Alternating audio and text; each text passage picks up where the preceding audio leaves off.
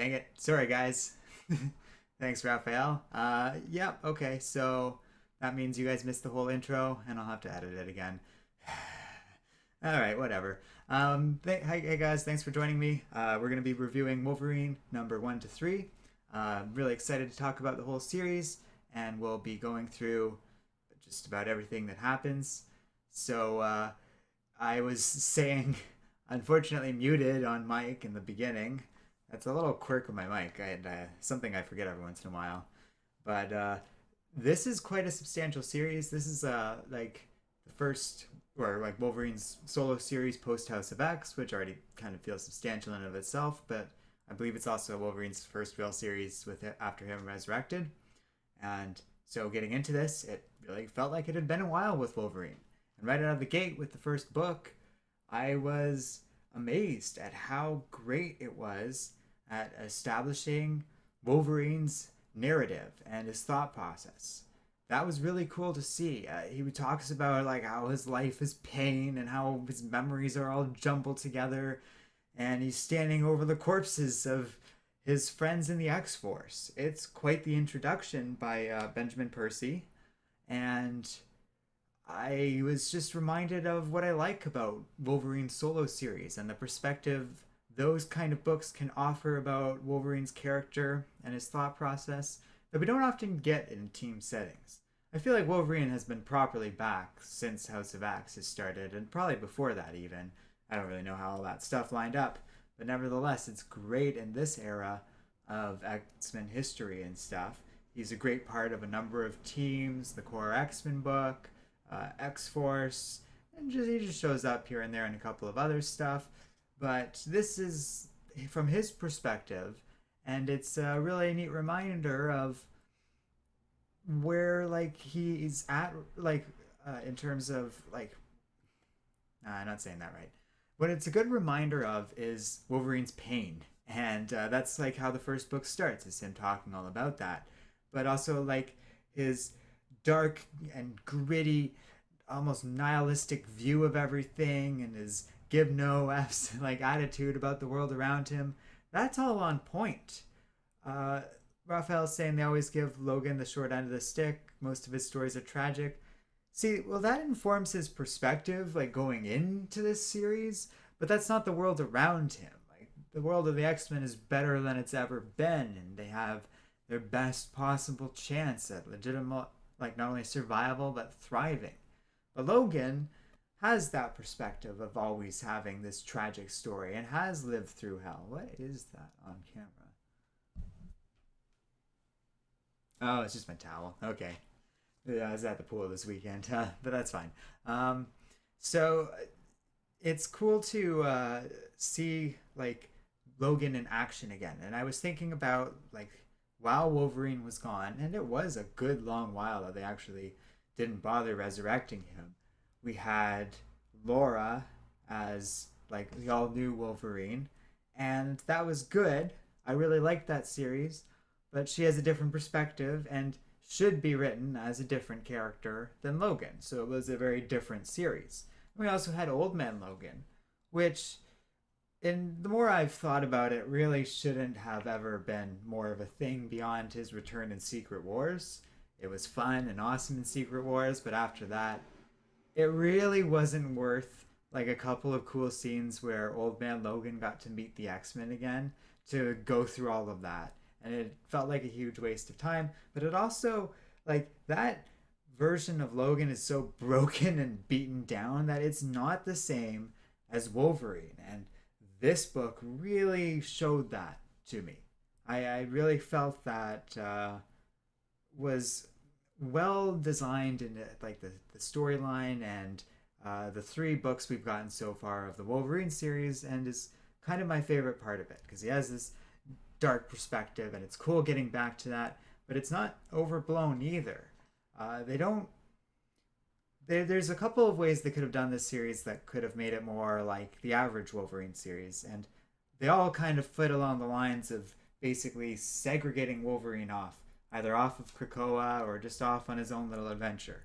But these three issues of Wolverine are very much tied into the world of House of X and Krakoa at large, and even some stuff going on in the larger X-Men narrative that we're going to talk about a bit. So, and of course, I really did myself in with this, like picking these 3 issues to review of a series, because we normally do them one at a time. But I thought, okay, I wanted to read issue 3. I wanted to go through the first 2 issues, and I just figured it made sense to go through it all in one clean run. That's fine, but there's so much story here, and I only have number 3 on print here in front of me. I have the other 2 digital copy on Comixology, so I can pull them up, but it's not easy to navigate through. And especially on the fly live, there's so much going on. I'm probably gonna miss little things, but that's credit to this series. I think that there's a very substantial amount of plot here. So basically, the first issue is just 2 completely separate full stories in and of themselves. And the first one, they're both kind of about these natural consequences coming out of the whole House of X movement. Geopolitical sort of consequences, or at least geopolitical in the crazy world of Marvel, which you'll get what I mean in a second. So the first story is all about basically they introduced that book with them talking about like how their network of trade selling the Krakoan plants as medicine to the human world, which basically bankrolls the X-Men and saves humanity from cancer and all these other horrible diseases. But they notice some products going missing along the lines, and Wolverine is basically tasked with figuring out where it's going.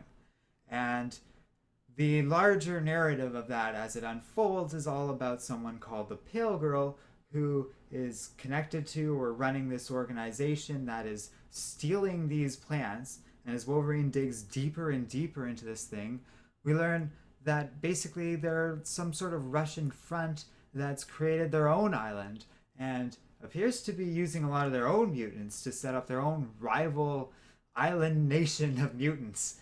And that's fascinating. And I've given away a lot at once, and I apologize for that. But that's basically the main thrust of the story across the 3 issues. Issue number 1 also has a second story, which I'm guessing is going to be, followed up on severely in subsequent Wolverine stories, where there's like a growing vampire nation in response to the rise of the mutants as well, because the vampires feel that everyone's focused on the mutants now, and so that's a chance for them to grow their numbers and strike out against humanity. There's also a lot of interesting notes in that story, and it's all about like Logan's blood and stuff. The vampires are after Logan's blood. They actually managed to get it and give it to Dracula, who, for those of you in the know, is a pretty substantial Marvel character. And they're clearly planning some horrible strike, and they're even using Omega Red as an agent to basically ostensibly join Krakoa as a redemptive figure, only to actually be spying on the vampires. So yes, quite a bit of story. I'm leaving out huge chunks, but the most significant one I'm going to bring up that really means a lot to me is, for those of you who have been reading the Marauders series, you'll know Kitty Pryde is dead. And unlike every other mutant, that actually truly means something. We'll get into that a little bit more later, but Marauders has kind of just dropped that and has been toying with the plotline for a while. But in this issue, at one point, Bishop gets attacked, and he's a Marauder. And that's what I mean about like Wolverine's 3 issues really tie in to the rest of the X-Men story. So while Bishop's being attacked by the Pale Girl, he falls into the water off of one of the boats, and he gets dragged through the water by Kitty Pryde. And he later emerges. I think he just shows up on Krakoa. So I think Kitty Pryde actually saves him, but she's all like zombified and stuff. So I don't know what's going on with Kitty Pryde. They were talking about her possibly not being a mutant and stuff, and Krakoa rejected her and won't resurrect her. So something's going on there. That plot, or that little cameo, was just dropped in on a page of Wolverine number 2, and blew my mind to see that. That was amazing. Another note that actually follows up on what you question Raphael just asked in chat. Would vampires be mutants? So that's a very interesting point in Wolverine #1. And then you know the how for those of you who have read some of the House of X-Men comics, they always have pages like this. We're just full of random text and information that often is very much worth reading because it adds something to the story and provides little context clues and stuff. Um, they have a page about how vampires have very distinct blood that heals, and so does Logan. And they're very similar, with the main differences between Wolverine and vampires being that vampires are weak to UV rays, and Wolverine doesn't need blood, I think, or something like that. But Beast, these are Beast notes that we're reading, outright states that vampires might be Wolverine's closest genetic cousin.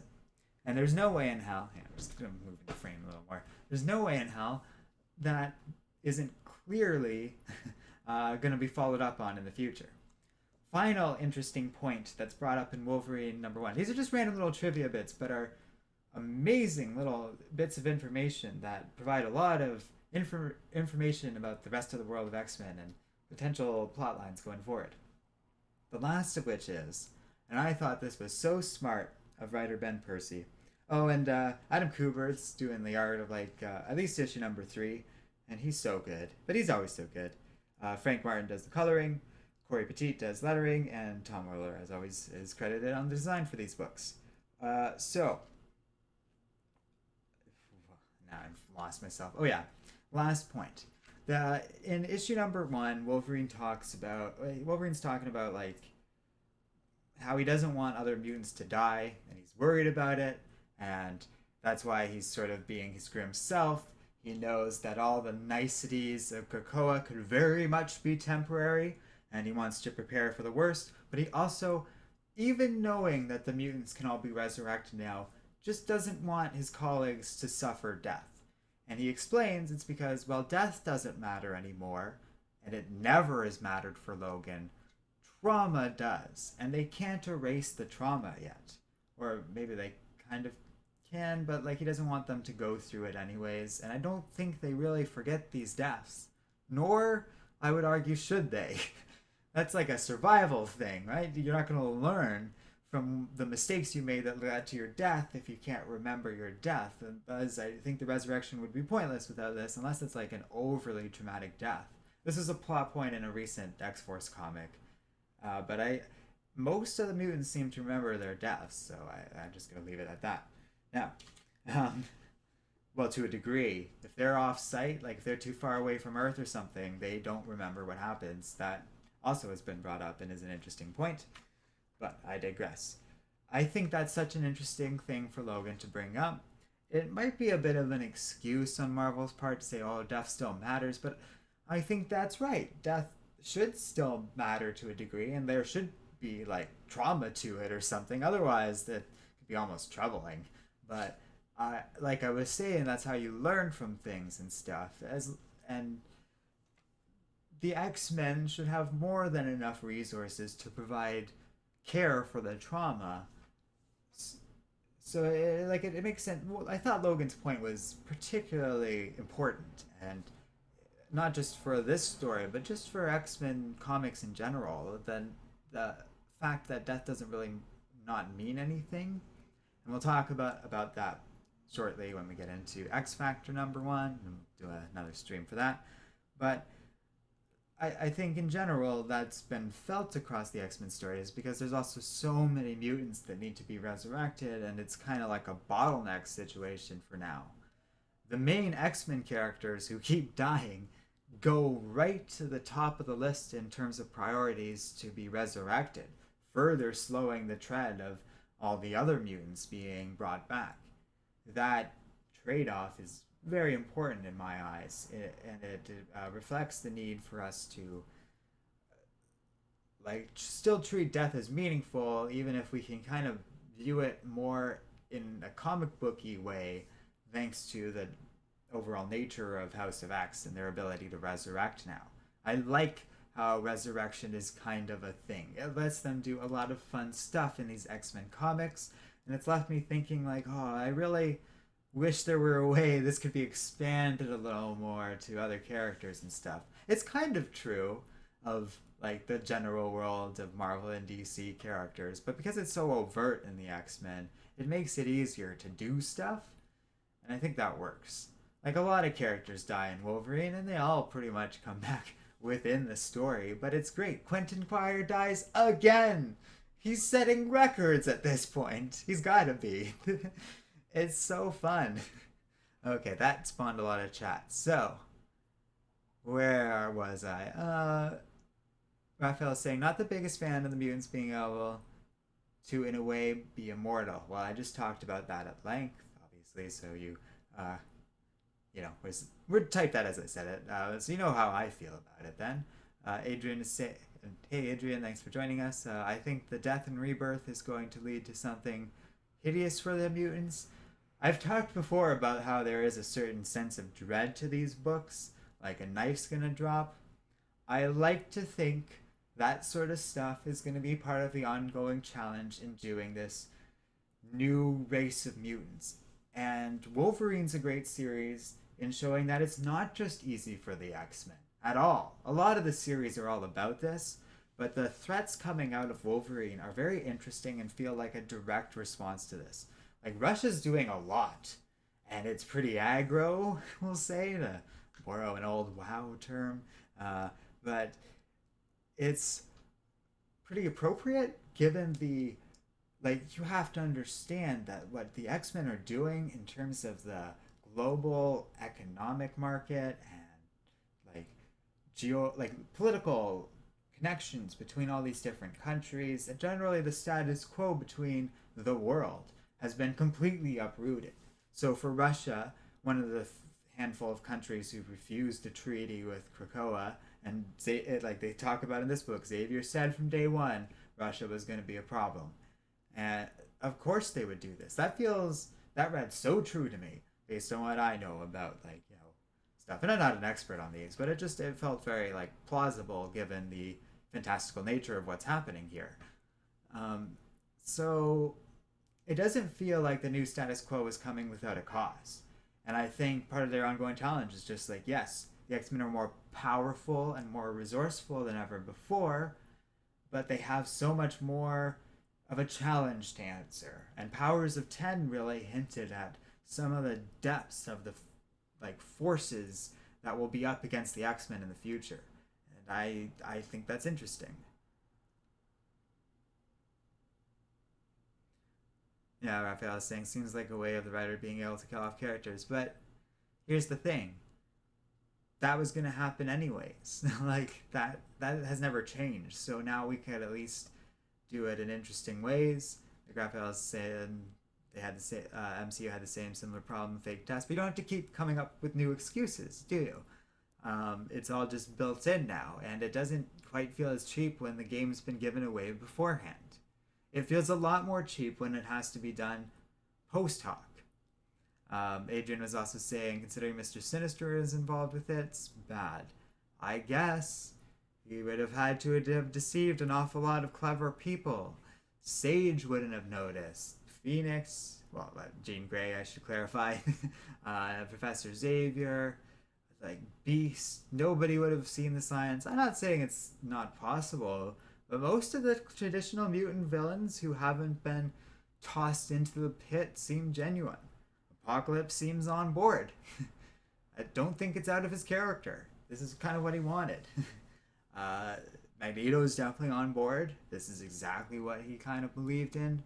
Although Xavier's definitely won him over on a couple of points.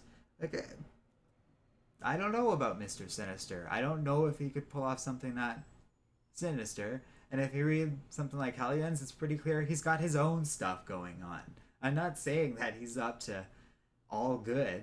He's up to no good. But I recommend you check out that Hellions series, because it kind of gets into it and hints at what Sinister's planning.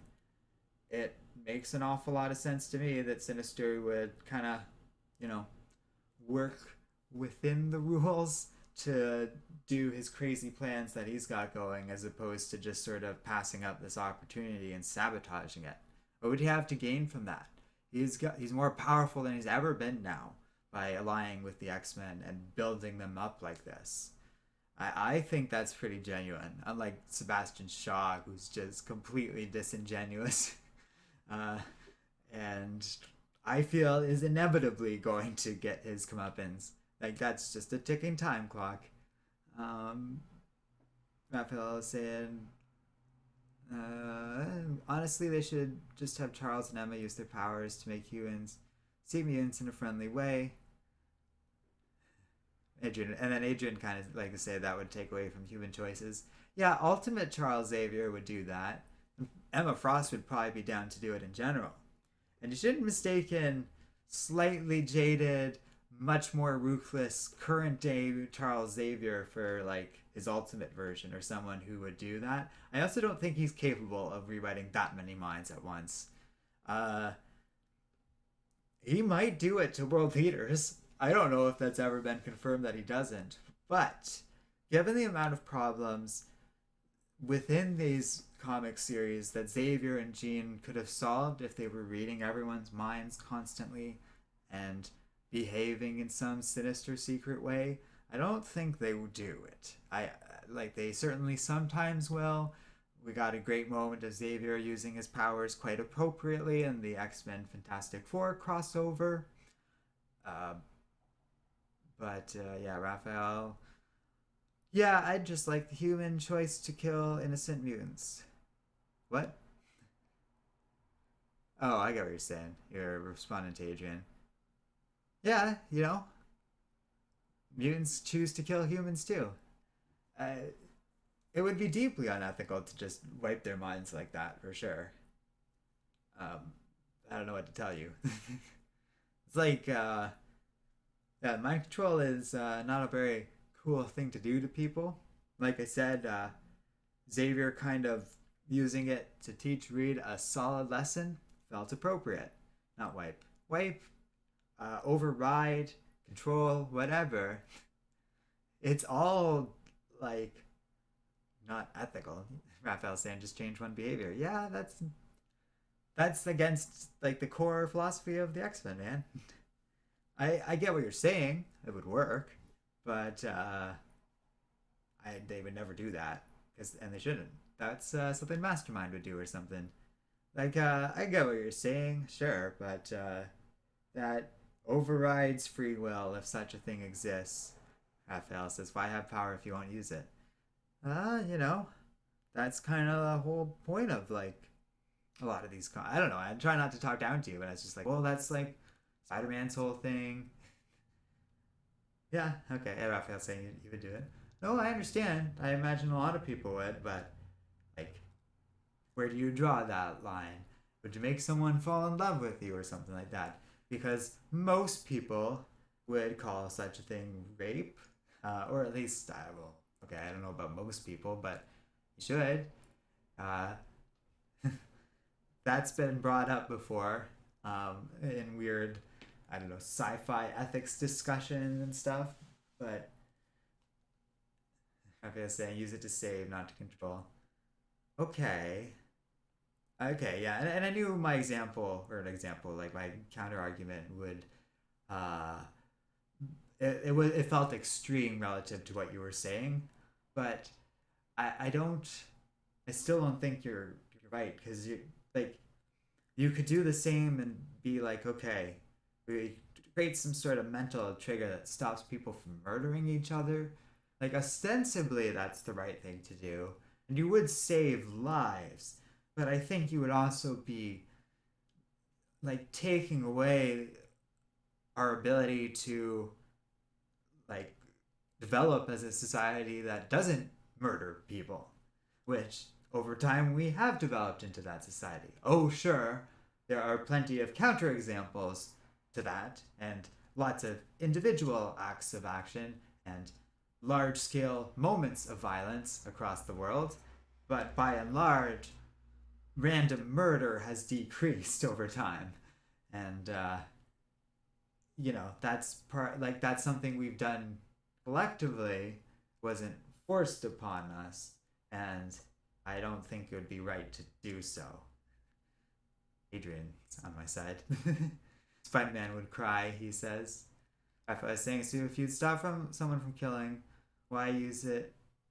So, like, I would grab a gun out of someone's hand, but I wouldn't, like, lobotomize them to do it. And I get that that's an similar example, but let's kind of assume to do something like that, that you would pose that risk to damage their brain. There's no way in hell Xavier has the ability to do something that specific across that, even with Cerebro. Cerebro's like a radar detector. He's at best he could like give everyone in a large area a brain aneurysm. So that's part of the problem. Let's say someone amped up their power to that degree. Well, like I don't know. I don't think that's right. I don't know how you would guarantee like how do you control for different brains and like different brain structures, different levels of what's the word I'm looking for? Like endurance. They're right. I'm not making a good argument at this point because now I'm just getting into random what ifs, but I just see a lot of problems with what you're saying. Raphael's saying, does mortality trump logic? I don't think it matters. This is all hypothetical, and logic just wins out in our world no matter what. And then Adrian brought up a point from earlier that I noticed and agree, or like I just thought was funny. Like, didn't Onslaught get created by something like wiping Magneto's mind? Yeah, I think that was exactly it. Magneto ripped off all the metal on Wolverine, which upset Charles Xavier. So I think he just wiped out Magneto's mind entirely, and that led to Onslaught being created and that whole mess.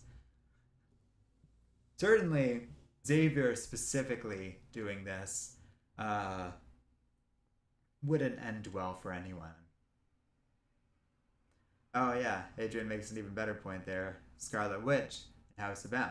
Now there's someone who could make a reality-changing difference. Well, you know what? House of M pretty much is that.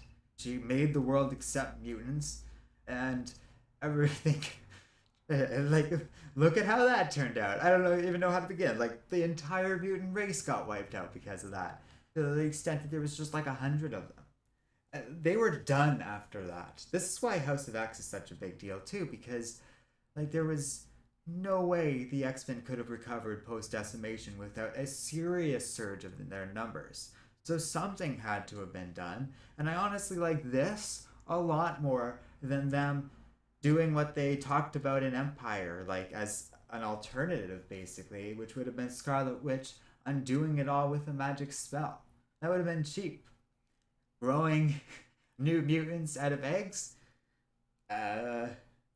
Less cheap, I guess. Certainly different. Not anything I've seen before. But you know, at the end of the day, it was just more interesting.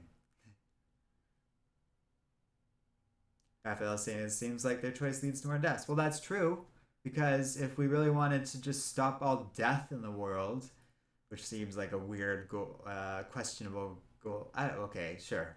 Let's say that was a goal. Like, the easiest way to do that would be to just take absolute control over all of humanity and like put a robot in charge just to make these cold calculations.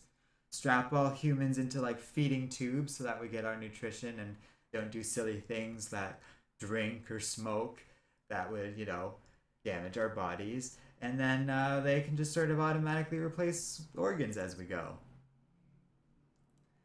Free will matters, dude. I don't know what else to tell you, Raphael. And just, you can't like pick and choose that stuff. We don't really tell people how to think, no matter how nutty their thinking is.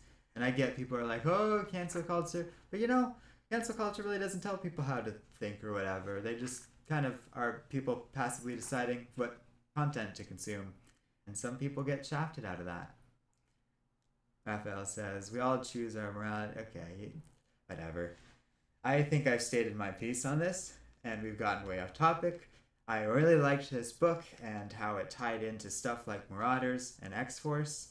Um, and I, I was gonna say, oh yeah, there's also like another little detail I kind of left out, but we get introduced to this cop character. He's just this human, and he kind of basically runs afoul of the whole Krakoan drug cartel, well, black market cartel, not obviously officially part of the X-Men, although the humans very much seem to think the X-Men could be responsible for this, and I don't blame them given how the Pale Girl operates and how effortlessly she takes control of mutants and stuff.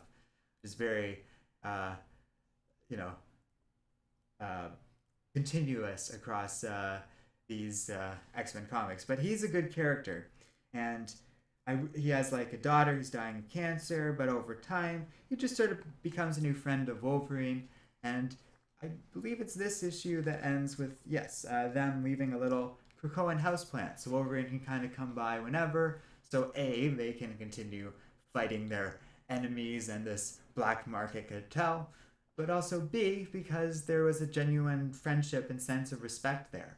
And issue number 3 closes with some wonderful words by the cop about basically what we talked about at the start of this issue, where Logan kind of doesn't have to live in this world of darkness anymore and stuff, and can step into the light of Krakoa and his mutants stepping up in the right direction. And that's kind of one of the better parts of this 3-issue series that we've gotten so far, is there's a lot of exploration of what's a character like Logan to do in a world that's supposedly paradise, but as we've already well established in series like X-Force, very much isn't. Logan's got a good place in all of this. He's got some really cool stories going for it. I would recommend all 3 issues. Yeah. So I think we'll call it about there. No offense, Raphael or Adrian. I was just like, I don't know. I can't keep arguing this. Raphael is saying if free will matters, why not let the bad guys do what they want? They're free to choose what they do, and so are you. You can stand out of their way and let them do what they want, or stand in their way. I don't know. Read Civil War 2 or all of Spider-Man if you want examples of these sort of things explored. That was the whole point of Civil War 2, is like, well, we can prevent these crimes from potentially happening in the future. I disagree. Okay. Neither okay, Raphael didn't seem to take offense, which is good. I didn't, which is good. And I mean, I wouldn't have. Adrian says I'm fine either way. Yeah, I'm just, no. Okay. I understand the debate or whatever. I was just like, okay. I felt I was getting circular and way off topic. And also I had points about the comic to still say, and I was like, whoa, we're so far away from that. But that's about it for now. But you certainly brought up some interesting points, Raphael. I just don't see how, I guess I'm done now, so we can do it again. Yeah, Adrian says Minority Report's a good example. Well, of course, Civil War 2 ripped off Minority Report, so Minority Report's a much better example. Yeah, well, that's true too, Raphael. He says just because we disagree doesn't mean it's a negative thing, especially when it's not like, I don't know, you're not being crummy in any way, right? Like, there's certain people that are not worth debating because they're just like completely off the rails. You're not like, and I get the only example I can really think of is just like debating whether or not we should be bigoted to people. Like, I just don't see the debate there. And even then, if someone's being like genuine and wants to have a discussion about reasons and arguments, sure. That doesn't really work with like bigotry and stuff. Most other things I'm fine with debating as long as you're coming at it with good, like in good faith, you know. And Raphael was like, he's been with this channel from the beginning. I didn't even have to question that, you know. I knew you were coming in for good, like just having a discussion. Adrian saying good economy and justice helps stop a lot of bad things. Oh, I could go off about that a lot too. Like, yeah, I think, okay. So I think anti-master Anti-masker? Oh, okay. Yeah, well, that's a little different. No one's born that way, Adrian. um, no, I was gonna say about what you were saying because it's kind of comic book relevant about like a good economy and like a strong justice system helps stop a lot of bad things. I kind of hinted at it earlier, like as society's improved and even like in spite of major obstacles, and I know it's hard to just be like, oh, we're on the right path to an audience that's often primarily Americans. uh, but in general, broadly speaking, even within the US, things are kind of going in the right direction. You actually, like, if you look at the murder rate and the odds of people being mugged, there was a time when a time when I remember, I'm not that old either, where if you were living in New York City, it was just a normal thing in like the 90s to at some point have been mugged. And I'm not like an expert on New York, that was just like a famous story coming out of the city. I've been to the city since then, and like I know a lot of people, and you know, like we've had people who live there on our channel and stuff, and you just sort of talk to them. But and I'm sure mugging and robbery still happen on a pretty regular basis, but it wouldn't be expected anymore of like the average New York citizen.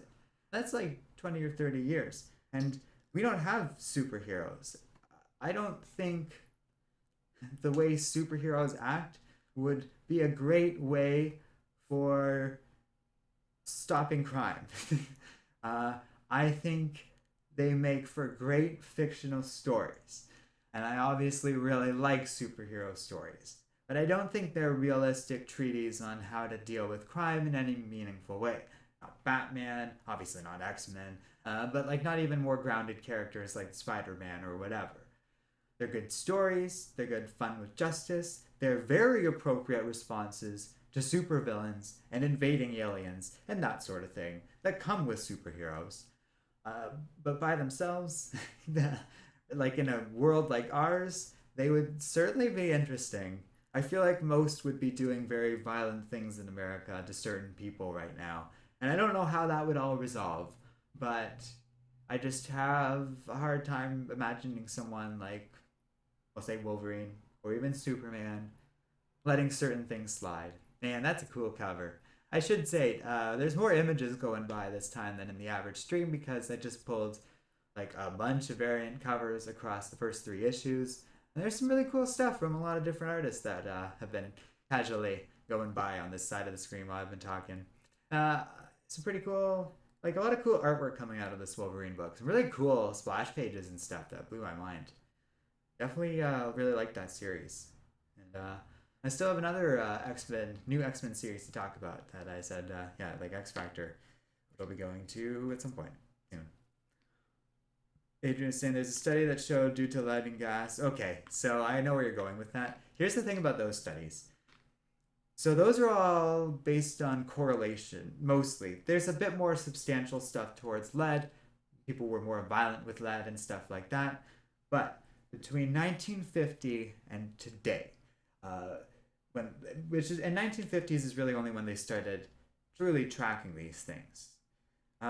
During that time, there was a solid decrease in time, or crime, not time. I said time twice in the same sentence like that. That's confusing.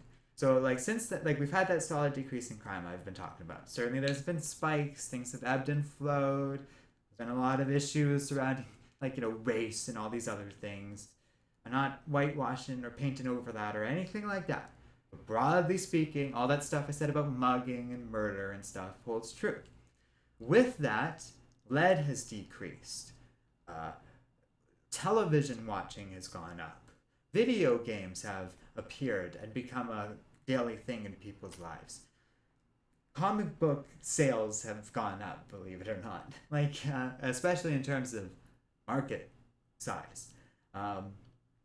All these things, movies have gotten bigger, certainly, and there are more of them, even if the budgets have gone down. Which is except for the big blockbusters. The market on movies is interesting too, but like there's all these relationships. So there's a lot of studies out there that link television watching to the decrease in crime. The decrease in led to the decrease in crime. In reality, it's a combination of these different factors. Lead certainly helps, but lead also was causing a lot of health issues and stuff like that, and probably only has to do with a teeny tiny little bit of the crime decrease. In reality, it's a lot of things, and I would say television actually is one of them.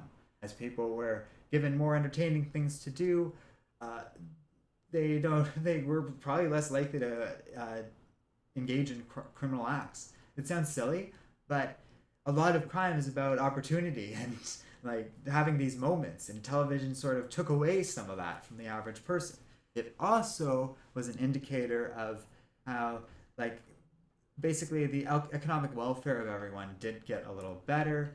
Certainly things have kind of waned, especially in the US with that regard. Like, wages have actually been pretty depressed over the last 30 years, but between the 50s and 70s, like, there was a huge upswing in economic upheaval and people being able to elevate themselves out of poverty and stuff. And that also had a lot to do with the decrease in crime around that. Even now, it's still kind of true because there's, like, poor people are kind of getting richer, rich people are getting much richer, and the difference between the two is growing. So it's not all like there's things to work on, but we don't have to get into it. Now we're just on to politics. This is a Wolverine review. Oh God, I don't think I've ever had a review go quite so off the rails. I'm thankful to you, Raphael and Adrian, for participating. Adrian is saying, I think accurate Superman was injustice. I'm not really saying it along those lines. I'm just saying that Superman would straight up humiliate Trump, like, on an annual basis, I feel. And I I don't know what Superman would do in that situation. I really don't. He might have also stay out of it because it's hard to wrap my head around, to be honest. Our worlds are too different at this point. I know what Wolverine would do, but I don't want to say that on the air. Like, I'm not advocating for it. Wolverine kills a lot of people. I don't always agree with his actions. Wolverine, like, littered in a couple of these X-Men comics, and he did it on that cop's lawn. And that detective guy is a good guy. Just wants what's best for his daughter. He didn't deserve that. So Wolverine's not a good guy. But I'm just saying, I know what he'd do, given that he wouldn't have, like, crazy magical ninjas to fight and stuff. Like, if he's gonna go after a villain, I don't know how else to interpret things. I'm sorry. Raphael was saying, what do you think of oh God? Have I not I guess I have talked about it a bit before, but Raphael was asking about Logan, Jean, and Scott's room being connected. Oh, I did talk about that a little bit, or at least speaking of that and everyone with in the cable review that I just did. I'm all for it, man. That free love reign, I think it's right up there with like the whole spirit of Krakoa and House of X, where, like, the mutants are moving on and starting their own society, and they do not care about Judeo-Christian psychosexual norms. Neither do I. I'm all for it. Good for them. Adrian saying Wolverine is my favorite superhero type character. Yeah, I'm not gonna claim that Wolverine's my favorite character by any means, but I love a good Wolverine story, and so far that's what I'm getting out of these Wolverine books. That's all I need. Raphael was saying I would like to be a fly in that room between the three, Scott, Jean, and Logan. Oh, that whole house must be fascinating. How that works. They live on the moon. You got some very interesting characters living there. It must be like an experience and a half to even have dinner there. And somehow Scott and Logan have just learned to accept things, which is probably right for them. Oh, okay. Yeah, Adrian's talking about checking out Sandman, like the audio thing. That sounds cool. I will over time probably start incorporating reviews of other stuff that I just read and absorb over time. I've been enjoying Umbrella Academy so far. Season 2 just dropped, and I got like a couple episodes in before I started having to work. But yeah. So, Adrian and Raphael, thanks for joining and chatting with me at length about Wolverine and beyond. I think we'll wrap things up there. But thanks a lot, guys, and I'll be back either today or tomorrow, depending on how much time I got before I got other stuff to do, with X Force #1. So stay tuned for that. You did not stress me out, Raphael. I tried to make that clear. I wasn't stressed. If you think this stresses me out, you don't know what I do for a living. This doesn't. This doesn't stress me out. uh, I don't think I was stressed. I think I was getting frustrated with myself, like running around in circles. Adrian was saying if it's consensual and legal, I say let people be. Yeah, that's a good qualifier to the whole free love thing. Certainly, I agree with that statement and endorse it more than what I was saying. That's perfect. So yes, enjoy your consensual legal sex, everybody. I'll see you guys next time. What a weird comment for me to end on.